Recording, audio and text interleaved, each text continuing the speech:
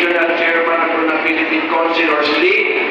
At yung aking huling termino ay naging interim president ako ng Philippine Councilors League in Maguindanao.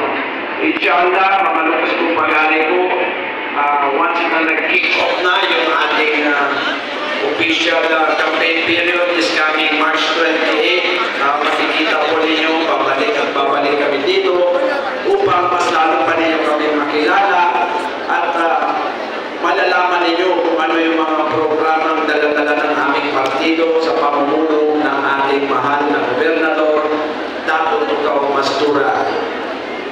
Yapo po mag-garanti sa kanong na niya pa position na aspiring board member ako na kumbaga pwede kong ipagmalaki sa inyo na for the past 22 years na niya lumay lagi agalbagan, inshallah na basi kumbaga tiga-Tagalog niya, gabay ko na yung trabaho ng pagiging isang board member. So inshallah, may ka-officially na magkakampaign kami siya sa ganong makirinig kami ang mga programa.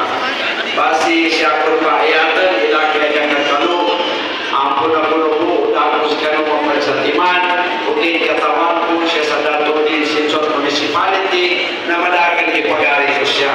Kaya apelido ko po ni Sinsuan. Siya pa basi,